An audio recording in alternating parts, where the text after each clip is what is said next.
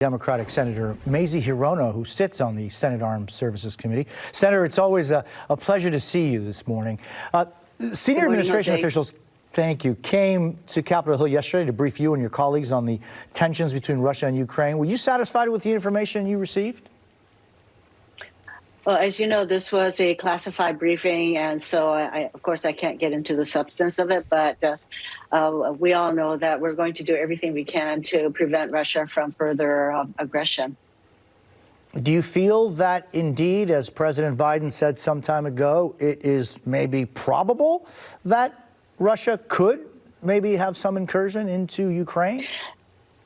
Well, they've already, we've already seen that the aggression, and I think that it's pretty hard to predict what Putin is going to do. But when he puts 100,000 troops along the border, I think we should be prepared for further incursions. And that is what we're doing, including, by the way, Congress considering further major sanctions against Russia if they do anything that should result in those kinds of imposed sanctions.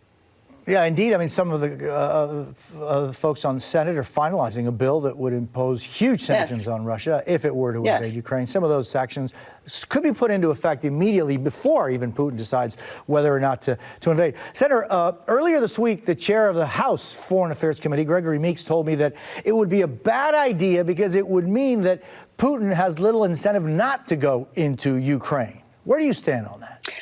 Well, that's why there is a debate going on in our Foreign Relations Committee as well as among senators as to whether we should do something much more preemptive. So that remains, but we are prepared to go that route if the situation warrants. And I think that the main thing is to understand that there is a readiness. We are ready. You're also a member of the Judiciary Committee, which will be in the spotlight again soon as it considers President Biden's nominee to succeed Supreme Court Justice Stephen Breyer. Do you expect there to be a major battle over his nomination?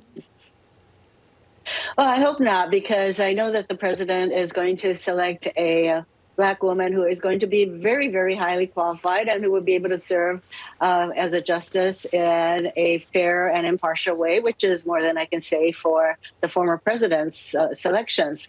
So it is going to be somebody who is going to be very highly qualified. I look forward to the process. And we know that the senators will have plenty of time to meet with her and to engage in the appropriate advice and consent of this person.